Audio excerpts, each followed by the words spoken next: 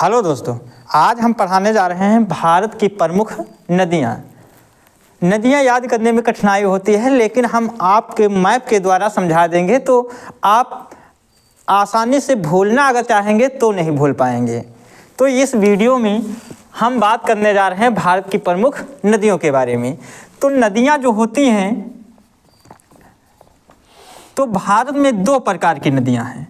एक प्रायद्वीपीय नदियाँ, एक हैं हिमालय नदियाँ। हिमालय से निकलने वाली नदियाँ, हिमालय से निकलने वाली नदियाँ।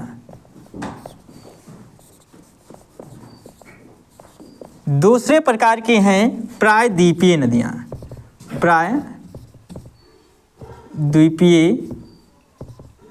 द्वीपीय नदियाँ। तो मैंने नदियाँ जान लिया। नदियाँ कितने प्रकार की हैं? दो प्रकार की, एक हिमालय से निकलने वाली नदियाँ और दूसरी हैं प्रायद्वीपीय नदियाँ। हिमालय से जो निकलने वाली नदियाँ होती हैं, ये वर्ष भर जल बहाती रहते हैं। इन नदियों से वर्ष भर जल से भरी रहती हैं। जो प्रायद्वीपीय नदियां हैं, ये वर्षा पर निर्भर रहते हैं। अगर बारिश हुई तो इनमें जल रहेगा, अगर बारिश नहीं हुई तो ये सूख भी सकती हैं। हिमालय से निकलने वाली जो नदियां होती हैं, ये साल भर बर्फ से पिघलने से ये नदियों में जल भरा रहता है। भारत में हिमालय से निकलने वाली नदियों की अगर बात करें तो हम मुख्य रूप से तीन नदियों की बात करेंगे। एक है सिंधु नदी। कौन सी नदी? सिंधु नदी। दूसरी है ब्रह्मपुत्र नदी। तीसरी है गंगा नदी।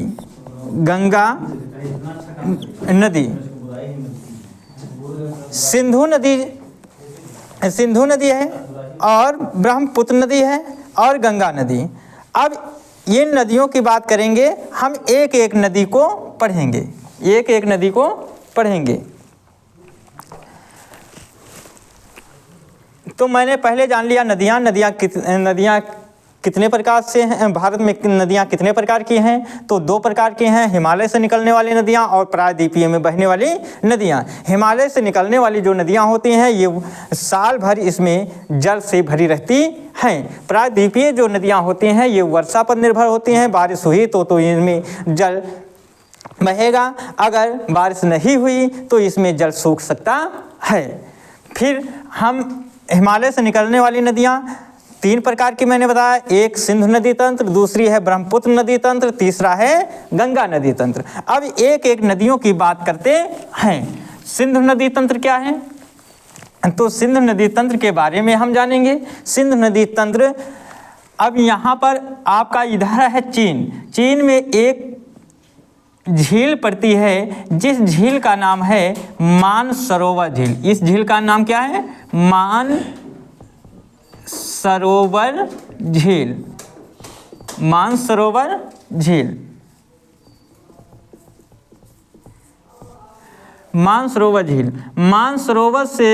झील से एक नदी निकलती है। इस नदी का नाम है सिंधु नदी। कौन सी नदी है? सिंधु नदी चीन में बहती है, चीन से भारत में बहती है, भारत से पाकिस्तान से होते हुए अरब सागर में गिर जाती है। इसकी अगर लंबाई की बात करते हैं तो 2880 किलोमीटर लंबी नदी है। कितनी लंबी नदी है? 2880 किलोमीटर। ये कहाँ से निकलती है? मानसरोवर झील। अगर कभी कभी मानसरोवर झील ना देकर पूछ लिया जाता है कि ये किस झील से निकलती है, तो एक झील है बोखरचू झील। कौन सी?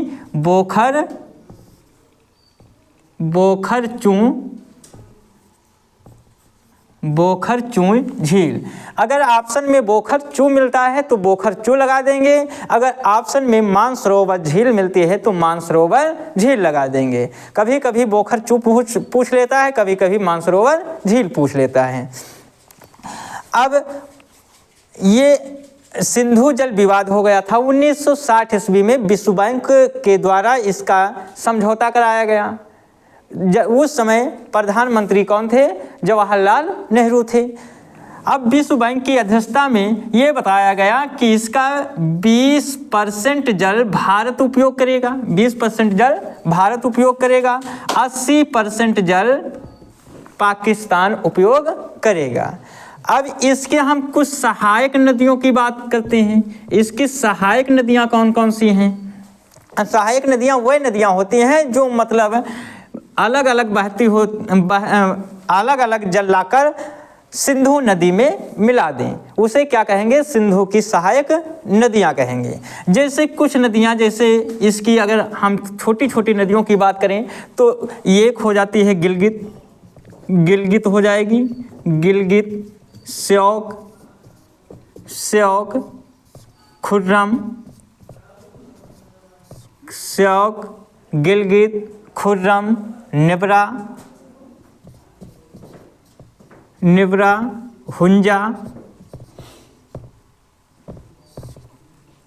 हुंजा, जास्कर, जास्कर, काबुल, ये इसकी छोटी छोटी कुछ सहायक नदियां हैं। अब भारत के सहायक नदियां पूछ लिया जाए तो आप क्या बताएंगे? तो ये आपका है जम्मू कश्मीर। क्या है? जम्मू कश्मीर। जम्मू कश्मीर से एक नदी निकलती हुई आती है। इस नदी का नाम क्या है? इस नदी का नाम है झेलम नदी। कौन सी नदी? झेलम नदी। झेलम नदी ये कहाँ से निकलती है? तो यहाँ जम्मू कश्मीर में एक झील है, इस झील का नाम है बेरी नाग झील। कौन सी झील है? बेरी नाग, चलो नीचे लिख देते हैं, बेरी नाग झील। जम्मू कश्मीर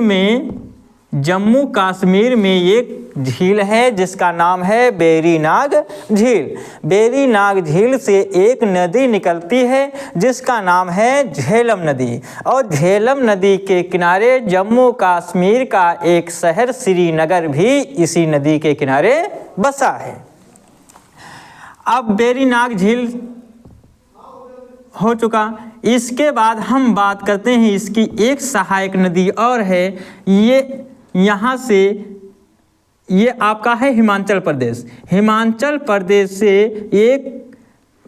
प्रदेश में एक दर्रा पड़ता है, बारालाचा दर्रा। कौन सा दर्रा? यहाँ लिखे देते हैं, बारालाचा दर्रा, बारालाचा दर्रा। अब इन दर्रा का नाम पता होना चाहिए। दर्रा क्या होता है? दो पहाड़ों के बीच जो रास्ता होता है उसे दर्रा कहा जाता है।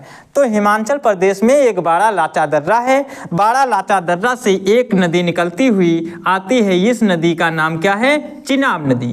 कौन सी नदी है? चिनाब नदी। चिनाब नदी।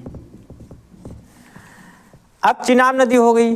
अब अगली सहायक नदी की बात करते हैं। तो चिनाब के नीचे हिमाचल ही प्रदेश में एक दर्रा पड़ता है जिसका नाम है रोहतांग दर्रा। कौन सा दर्रा? रोहतांग दर्रा। रोहतांग दर्रे से एक नदी निकलती हुई आती है, इसका नाम है राबी नदी। रा से रोहतांग, रा से राबी। कौन सी नदी? राबी नदी। इस नदी की बात करते हैं तो ये है आपकी राबी नदी। रोहतांग दर्रे से राबी। पहली हो गई झेलम, पहली हो गई सहायक नदी झेलम। दूसरी हो गई चिनाब नदी, चिनाब नदी। तीसरी हो गई राबी नदी, राबी नदी। अब यहीं से एक हिमाचल प्रदेश से ही ये कुंड है जिसका नाम है ब्यास कुंड। कौन सा कुंड है? ब्यास कुंड। ये इधर थोड़ा खिसका लीजिए, ये है ब्यास कुंड। ब्यास कुंड से एक नदी निकलती है, ब्यास नदी। कौन सी नदी? ब्यास नदी। ब्यास कुंड से ब्यास नदी। अब यहाँ पर तिब्बत में एक स्थान है मानसरोवर झील के पास जिसका नाम है राकस ताल। क्या नाम है? राकस ताल। राकस ताल से एक नदी निकलती हुई पंजाब से होते हुए पाकिस्तान में मिठान कोट के पास सिंधु नदी में अपना जल मिला देती है। इस नदी का कोई दूसरा नाम नहीं, यही आपकी सतलज नदी है। कौन सी नदी है? सतलज नदी। अब ये जो आपका ये जो एरिया है यहाँ से यहाँ आपका है पंजाब। क्या है? पंजाब। पांचों नदियां पंजाब से होकर गुजरती हैं, इसलिए पंजाब को 5 नदियों की भूमि कहा जाता है। यहाँ पर अगली नदी हम लिख देते हैं सतलज नदी। कौन सी नदी? सतलज नदी। अगर उधर ना समझ में आए तो इनका हम उद्गम स्थान बता रहे हैं। झेलम नदी का उद्गम स्थान क्या है? बेरीनाग झील। कौन सी? बेरीनाग झील। बेरीनाग झील। अगर हम चिनाब नदी की बात करते हैं, इसका उद्गम स्थान क्या है? बाड़ा लाचा दर्रा। बाड़ा लाचा दर्रा। अगर हम रावी नदी का उद्गम स्थान की बात करते हैं तो इसका उद्गम स्थान है रोहतांग दर्रा। रोहतांग दर्रा। अगर ब्यास नदी का उद्गम स्थान की बात करते हैं तो इसका है ब्यास कुंड। ब्यास कुंड। अगर सतलज नदी का उद्गम स्थान की बात करते हैं तो ये तिब्बत में राकसताल। तिब्बत में राकसताल से निकलती है। अब इसका एक बार रिवाइज फिर कर देते हैं। इसका सिंधु नदी का उद्गम स्थान कहाँ है? तो सिंधु नदी का उद्गम स्थान मानसरोवर झील है। सिंधु नदी का उद्गम स्थान कहाँ है? मानसरोवर झील है। और मानसरोवर झील अगर ऑप्शन में ना हो तो आप बोखरचू झील भी लगा सकते हैं, क्योंकि कुछ जल बोखरचू झील का भी सिंधु नदी में जाता है। इसकी लंबाई कुल कितनी है? तो इसकी लंबाई मैंने बताया 2880 किलोमीटर है। कितनी है? 2880 किलोमीटर है। इसमें 1960 में सिंधु जल समझौता हुआ था। इसमें बताया गया 20% जल भारत यूज करेगा और 80% जल पाकिस्तान यूज करेगा। इसी प्रकार सतलज नदी का 80% जल भारत यूज करेगा, 20% जल पाकिस्तान यूज करेगा। तो ये मैंने 1960 का जल समझौता भी समझा दिया। इसकी कुछ सहायक नदियों की बात किया था, जैसे श्योक हो गई, खुर्रम हो गई, गिलगित हो गई, जास्कर हो गई, काबुल हो गई। और कुछ भारत की प्रमुख सहायक नदियों की अगर बात करते हैं तो पहले नंबर पर झेलम, ये झेलम है। दूसरी कौन सी? चिनाब। तीसरी रावी। चौथी ब्यास। पांचवी सतलज। इनके उद्गम स्थान मैंने बता दिया। अब हमें उम्मीद है कि सिंधु नदी आप लोगों को अच्छी तरह से समझ में आ गई होगी। अब बात करते हैं ब्रह्मपुत्र नदी की। तो इसको थोड़ा मिटा दे पहले, तो हम देखेंगे ब्रह्मपुत्र नदी।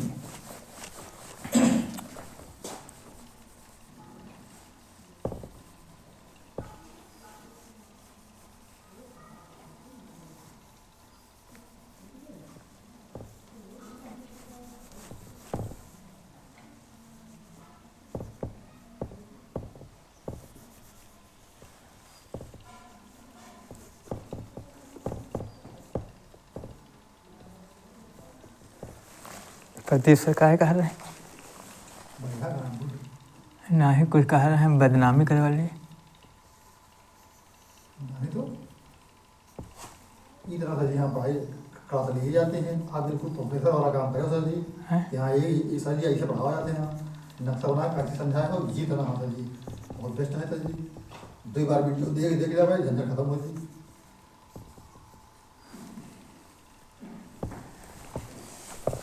अब अगले नदी तंत्र की बात करते हैं, ब्रह्मपुत्र नदी। कौन सी? ब्रह्मपुत्र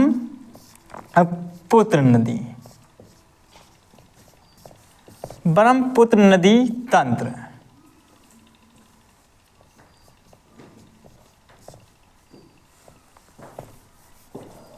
ब्रह्मपुत्र नदी तंत्र। ब्रह्मपुत्र नदी तंत्र, अगर हम इसकी बात करते हैं तो ये भी कहाँ से निकलती है, इसका उद्गम स्थान कहाँ है? तो मानसरोवर झील। मानसरोवर झील ये कहाँ पड़ती है? तिब्बत में पड़ती है। तिब्बत मानसरोवर झील के पास ये एक चेमायुंगडुंग, चेमायुंग इधर लिख देते हैं, इसमें आगे बनाने में आसानी हो। तिब्बत में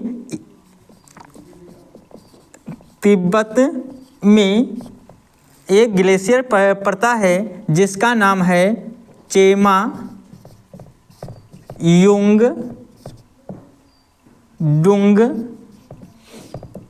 ग्लेशियर। चेमायुंगडुंग ग्लेशियर से एक नदी निकलती है जिसका नाम पहले पड़ता है चीन में, इसको कहते हैं सांगपो नदी। कौन सी नदी? सांगपो नदी। सांगपो नदी। अब यही नदी आगे जाकर अरुणाचल प्रदेश से भारत में प्रवेश करती है। तो चीन में इसको सांगपो नदी कहते हैं। चीन में किस नाम से पुकारते हैं? सांगपो नदी। जब यही नदी अरुणाचल प्रदेश में प्रवेश करती है तो इसका नाम हो जाता है दिहांग नदी। कौन सी नदी? दिहांग। यहाँ हम लिख देते हैं दिहांग नदी। दिहांग नदी अरुणाचल प्रदेश में जब प्रवेश करती है तो इसका नाम हो जाता है दिहांग। और यही नदी आगे चलकर जब असम राज्य में प्रवेश करती है तो इसका नाम हो जाता है ब्रह्मपुत्र नदी। कौन सी नदी? ब्रह्मपुत्र नदी।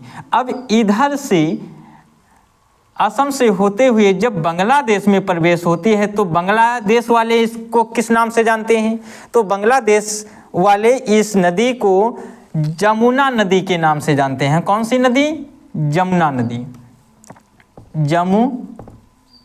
बांग्लादेश में जमुना नदी के नाम से जानते हैं। तो इधर हम लिखे देते हैं ब्रह्मपुत्र नदी तंत्र। ये कहाँ से निकलती है? ये निकलती है चेमायुंगडुंग ग्लेशियर से। ये कहाँ पड़ता है? तिब्बत में पड़ता है। तिब्बत में इसे किस नाम से जानते हैं? सांगपो नदी के नाम से जानते हैं। सांगपो नदी जब भारत के अरुणाचल प्रदेश में प्रवेश करती है तो इसका नाम क्या होता है? दिहांग होता है। क्या होता है? दिहांग होता है। और ये दिहांग नदी जब असम राज्य में प्रवेश करती है तो इसका नाम हो जाता है ब्रह्मपुत्र नदी। कौन सी नदी?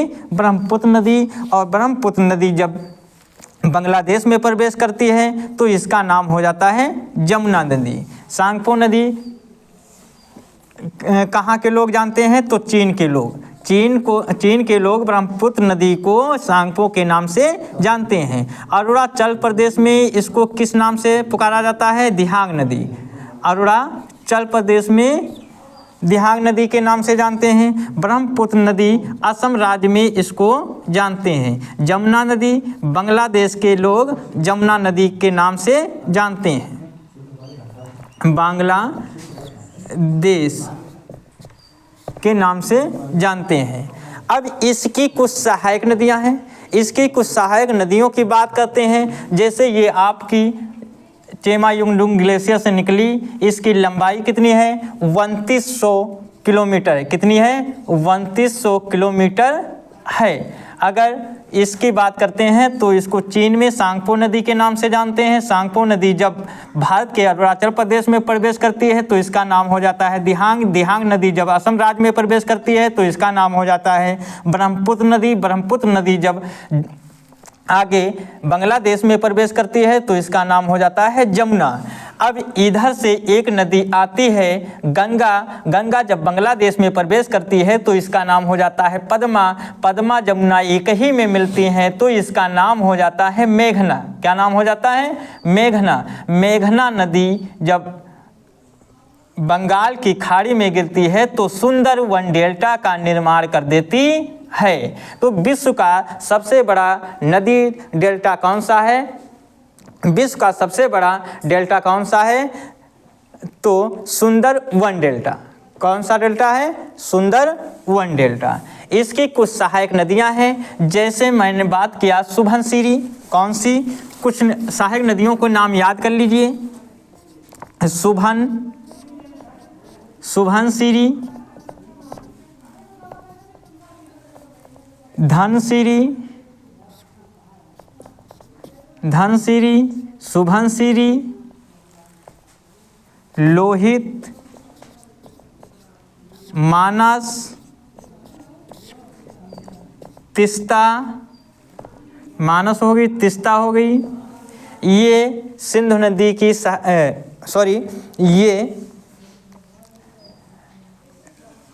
ये ब्रह्मपुत्र नदी की कुछ सहायक नदियां हैं। अब आपकी ब्रह्मपुत्र नदी से इतने ही सवाल बनने वाले हैं, इतने मैंने बता दिया। अब बात करते हैं गंगा नदी की। अब गंगा नदी को हम अगले वीडियो में समझाएंगे। धन्यवाद।